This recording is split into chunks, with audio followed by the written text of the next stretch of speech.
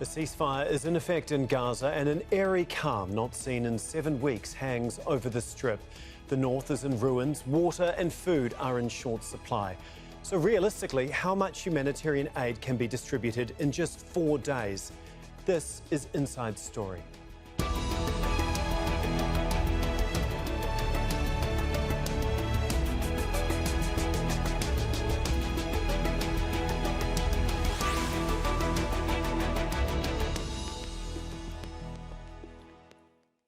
Hello, welcome to the programme. I'm Tom McRae. A ceasefire between Hamas fighters and Israeli troops is in effect in Gaza. At the core of the agreement is an exchange, the release of 50 Israeli women and child captives held by Hamas for the freedom of about 150 Palestinians detained in Israeli jails. In addition, for the 4-day pause in hostilities, desperately needed humanitarian aid will be allowed into Gaza. Hamas says about 200 trucks carrying food, water, medical supplies and fuel will enter the strip daily. Now, that's a fraction of the aid brought into Gaza every day before the war. Then there are logistical challenges. Large swathes of the strip have been reduced to rubble, and many roads are impassable. Now, most of the population has been displaced, and the time frame is tight. Is 4 days long enough, and will this aid make a difference, especially if Israel resumes its attacks when the ceasefire ends? We'll explore this with our guests in just a moment, but first, this report by Katia Lopez-Hodayan. A break from the relentless Israeli bombings and airstrikes. Palestinians in southern Gaza make their way back home shortly after the 4-day ceasefire between Hamas and Israel comes into effect. Entire neighborhoods razed to the ground, with communities managing loss and destruction as best they can. We are full of hope, optimism and pride in our resistance. We're proud of our achievements despite the pain this caused. We feel pride and dignity. 7 weeks into the war, families forced into makeshift shelters and tents are hoping this temporary pause will lead to a permanent ceasefire. Living like this, they say, is not sustainable. There's little food and widespread hunger. There's a lack of management, order and safety. Prices have skyrocketed. People have fled from the north with nothing. How can they afford anything? Under the deal, Hamas says about 200 trucks of humanitarian aid will be allowed into Gaza daily, carrying food, medicine, clean water and fuel to power hospital generators and desalination plants. All basic items that have been in short supply since October the 7th. I came here to get the flour because there are 11 people in my family and we've taken in 40 displaced relatives and friends. The relief, however, may be short-lived. Israel says it will resume its bombardment as soon as the ceasefire is over. Control over northern Gaza is the first step of a long war. We will focus on planning and fulfilling the next stages of the war. 2.3 million Palestinians live in Gaza. Most were dependent on humanitarian aid before the war. Now the UN estimates 80% of the population has been forcibly displaced. And with the threat of more attacks, questions are being raised about whether 4 days of limited assistance will be enough, and whether it will reach those who need it most. Katia Lopez-Hodayan for Inside Story.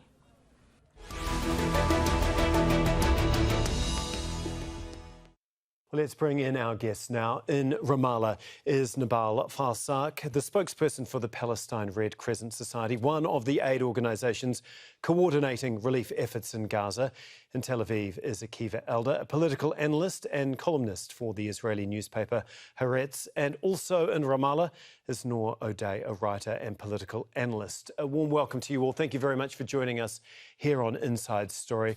Nebal, if I can begin with you, please. As I mentioned, the Red Crescent helps distribute aid into Gaza. Can you just give us an update on how that has gone since the ceasefire began, what you are hearing from your teams on the ground? Have there been any issues at all at this stage in getting aid in?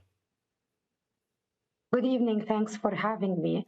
So these 4 days pause will allow the Palestine Red Crescent teams, along with UNRWA, to receive more humanitarian aid through Rafah crossing border that include fuel, food, water, medical supplies, as well as medicine. The expectation is to receive around 200 trucks, although since the beginning of the entry of a humanitarian aid, the daily average is only 45 trucks.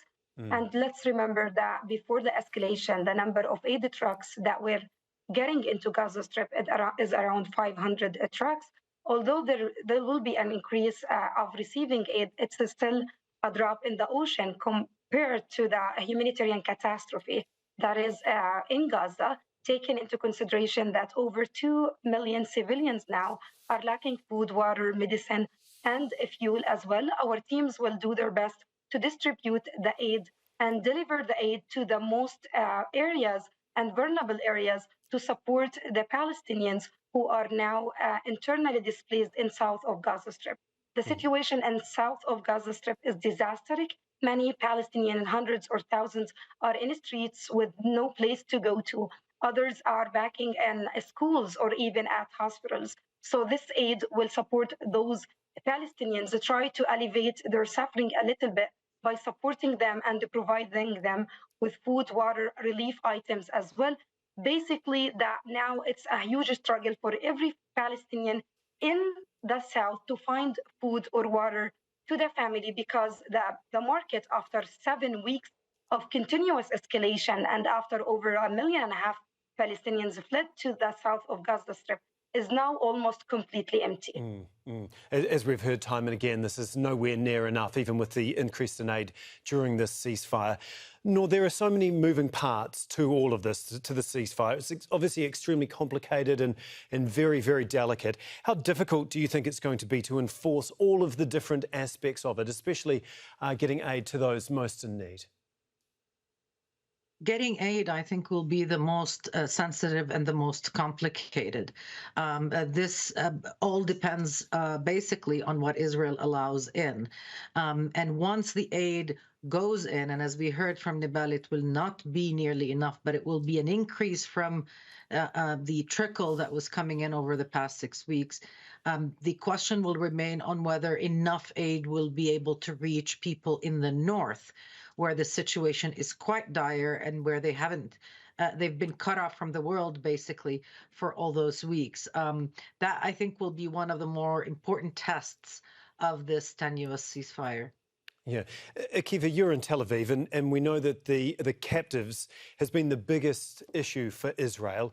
Now that the ceasefire is underway, how is all of this being viewed there? Does the humanitarian situation in Gaza and what is happening to the Palestinians inside the Strip, does that even get a mention at this point in time?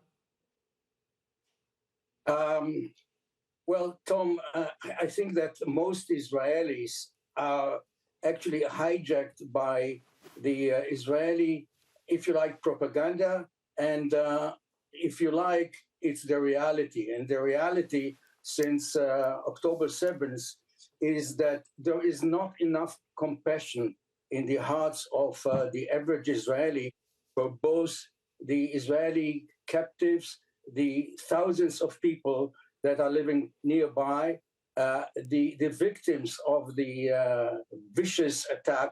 You know, like around my house where I'm sitting right now, in half a square kilometer, there are 2 families who lost their sons, and 1 family that doesn't sleep a minute because they wait to see what are the whereabouts of their son, a young soldier, 19 years old. My neighbor visited Washington already twice, met with President Biden. And I'm afraid that for the first time, even people who belong to the Israeli liberal left, Meretz, Labor, are afraid to speak up their voices. You know, the only newspaper that really covers it is Haaretz.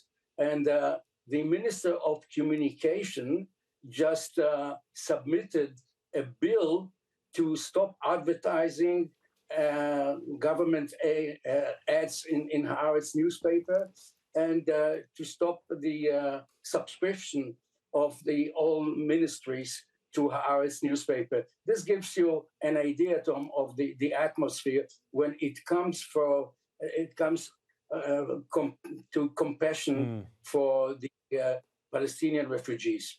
Okay, thank you for giving us a better understanding of I guess, the sense and depth of feeling there in Tel Aviv. Nebal, I just want to say that Oxfam described the aid that's attached to this ceasefire as a band-aid on a gaping wound. That's how little is getting in. Do you think that enough priority has been given to the amount of aid that was included in this deal? So as for the humanitarian aid that was allowed to get into Gaza Strip up to this moment, and even with this increase of aid, it still doesn't fulfill the needs of both. First, the humanitarian needs, which mean the urgent needs for over 2 million who are in need for food, water, fuel as well, and also doesn't fulfill the need of the health sector after most of the hospitals went out of service. Now, only 9 hospitals out of 35 are still operating. All hospitals are in desperate need for fuel as well as ambulances.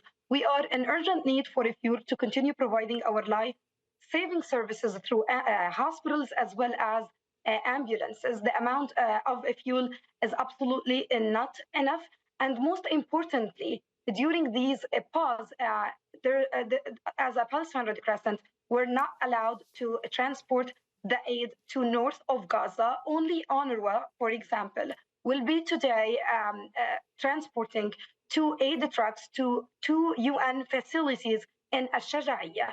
Other than that, all hospitals have completely went out of service in Gaza City and north of Gaza. And up to this moment, even with the humanitarian pause, we are unable to transport medical supplies, medicine, and aid to north of Gaza and Gaza, although hundreds of thousands of Palestinians are still there in Gaza Strip. I know in Gaza and the north, many will be able to evacuate themselves during these 4 days. However, many they will not, because basically there's elderly people, people with disabilities, people who are sick. They will be unable to go 4 hours or 5 hours walking to evacuate themselves to the south. And those are in urgent need for medical services. They have the right to find a hospital to receive them. Unfortunately, now, if you live in Gaza or the north, there is not even a single hospital to treat you. Yeah, we've just heard from the World Health Organization that say that they are deeply concerned about the situation for the 100 or so patients and staff that remain at Al-Shifa Hospital in the north. Nour, do you think that this is a deliberate tactic by Israel to limit access for Palestinians to go back to the north? And also, indeed, getting aid to those people that are still stuck there? Absolutely. Look, the humanitarian disaster in Gaza is very deliberate.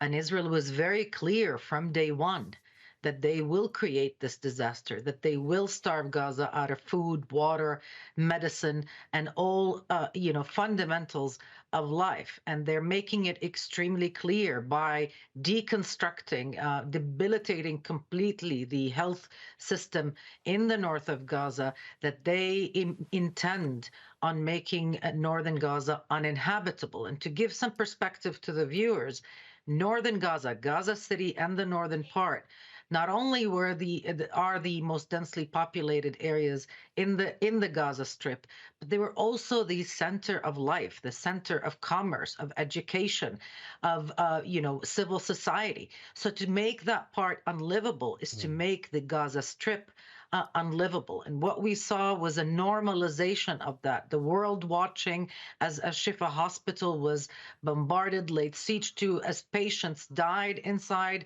and as patients remain languishing, now unable to get access to medical evacuation. We saw the Indonesia hospital also attacked and made to go out of service by firepower, by force. All of that is happening. This humanitarian disaster is not the result of a natural disaster. It is man-made, and it is maintained by a political decision. Yeah, and many would say, obviously, deliberate. Akiva, as we've alluded to, there's always been the accusation that Israel uses aid as a mechanism of war, as a way to control the population in Gaza. Is that how you see it? Is that what is happening here? What's happening here is that some Israelis see this humanitarian disaster and the loss of lives of children, women, people who are not involved in violence as collateral damage. But on the other hand, former Major General, the head of the NSC, wrote an article in a leading Israeli newspaper, Yediot Ahronot, arguing that a plague and a humanitarian disaster is serving Israel's interests because it deters other Arabs, other Palestinians, not to mess around. That Israel does not stop when it comes to destroying an enemy. And you can hear Israelis comparing Gaza to Dresden and mentioning the fact that after World War II, or during World War II, the Allies have destroyed German cities, and they didn't have mercy. So mercy is not very popular these days, and some of my best friends, whom I considered liberals, are saying, well, we know that the Hamas were hiding behind civilians, they're using hospitals, and we saw the footage. So we can't take the risk. It's either our soldiers that have to come in and clear the area, or the Palestinians. So it's their responsibility. This is the argument for the loss of lives and the humanitarian crisis after what they did in October 7th. So it's kind of a race. Who is the real victim here? Yeah, that narrative, interesting that it has permeated almost all parts of Israeli society at this point in time. Nebal, Netanyahu has said that he was surprised as well as disappointed that aid organisations hadn't set up sheltered, full camps within so-called safe zones within Gaza. But is that because there's a worry that they could turn into full-time permanent settlements, which would, I guess, effectively just further displace people within Gaza? None of the humanitarian agencies enjoyed safe access into Gaza Strip. Basically, we are facing great challenges implementing our humanitarian mission into Gaza Strip, starting from emergency medical services providers who are under attack, paramedics, healthcare workers, ambulances are under attack. Even the ICRC, when it tried to transport the aid to north of Gaza Strip and to Gaza, was under target from Israel military. So basically, this is a huge challenge for all humanitarian agencies in Gaza Strip, just to ensure the protection of our workers so we can able to provide our humanitarian mission. OK. Akiva, I want to get on to what might happen next if this ceasefire continues as it is at this point in time, being successful. I mean, Israel's defence minister has said that the overall war could likely continue for 2 months after this ceasefire ends. I mean, is there any appetite at all for it being extended within Israel? First of all, what Israel has in mind right now is to rearrange its forces for the next round, and at the same time to try and get out more captives. And while Israel is penetrating deeper into Gaza, and the chances of finding them alive is decreasing, the United States is also joining the scene and putting pressure on both sides, including Qatar, Egypt, and even there are some kind of connections with Iran to stabilize the region, because just to remind you, Tom, the Hezbollah is part of the deal, of the ceasefire. And if we go back to escalation in Gaza, there might be at the same time escalation in other frontiers, including also the West Bank, which we didn't mention. But there are zealots in the Israeli settlements that are taking advantage of the chaos. While we are talking about a humanitarian crisis in Gaza, there is not a humanitarian crisis, but there is more and more violence and a kind of silent transfer from Palestinian villages. And if the United States will not deal with all those frontiers comprehensively, simultaneously, Gaza is not going to be the top of the agenda, on top of the agenda. We are going to see regional war. Nour, in light of that, and if this ceasefire is successful, I mean, it could be the start of further negotiations, as we've heard extensively, especially from the Qataris. How would they be negotiated in the days and weeks ahead, do you think? And how difficult will it be to keep these sides together? I think pushing the negotiations into a more detailed, nuanced direction will be very difficult. And I think that's primarily because there isn't enough international pressure. There isn't, I think, enough of an international vision of how this monstrous war will end. As Akiva was saying, this is not just about Gaza. What is happening in Gaza, even the humanitarian crisis there, is a product of a political crisis. And without talking about a political solution that will treat the situation in the entirety of the occupied Palestinian territory, that will calm tensions with Lebanon, that will make sure that this doesn't spill over into a regional war, after the 4 days, and even if they extend to 6 or 8 days, we're looking at a further deterioration, at a situation that is far worse than the 5 or 6 weeks that have already passed. But it doesn't, up until now, I don't see many signals of an American vision for how this should go, or an American willingness in the Biden administration to push the sides in that direction. I think there would be enough Arab pressure on Hamas and maybe other Palestinian actors, but I don't see the Israeli government feeling enough heat to talk endgame, and an endgame that is acceptable, that is sustainable, not an endgame where you would see people forcibly displaced, or an endgame where you would see the size of Gaza shrink, or an endgame where you would see the rest of the West Bank devoured by the settlement regime. That's, I think, what is now imminent, and what the international attention should be focused on. Okay. Akiva, do you think that Netanyahu isn't really feeling the heat at this point in time? Because we have heard plenty about his political woes. I mean, how is he viewed now that the ceasefire is underway, and how it goes? How could that influence what actually happens next? First of all, Netanyahu has a clear interest to make sure that this ceasefire is just a kind of a break in a very bad concert, that you are forced to go back and listen to it after the short break. And as long as the guns are shooting, the political arena is quiet.